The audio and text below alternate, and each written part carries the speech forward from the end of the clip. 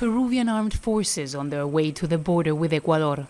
It's the latest move by Peru's government to prevent mostly Venezuelan migrants from entering the country and potentially bringing coronavirus with them. Our borders are closed for sanitary reasons, and what we have to do is to make sure that any passage that takes place is lawful. But it's been a challenge to close the border completely. Since early January, the two countries have detected and destroyed 11 routes used to cross illegally. We are deploying military police across the border to assist our people so that the virus is not carried. The virus goes with those who migrate. All illegal border crossings are to be shut down. Peru has a reason to be concerned. The number of COVID infections has increased dramatically in recent weeks. This is a daily scene in this Andean nation, which has already reached more than 1 million cases. It is one of the worst affected countries in the region.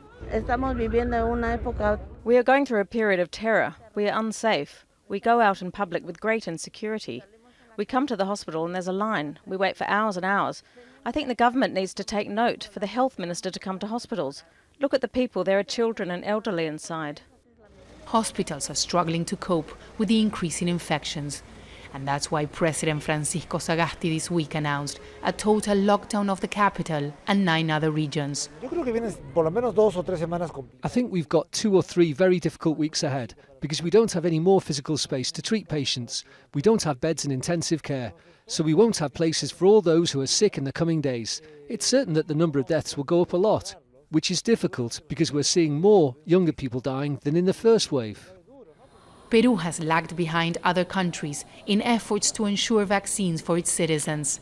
The ouster of one president and the resignation of another one in 2020 has had a huge impact on how this country has handled COVID-19.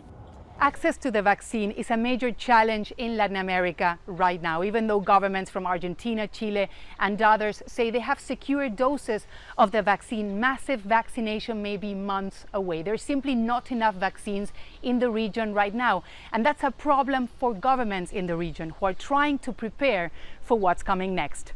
Teresa, Al Jazeera, Buenos Aires.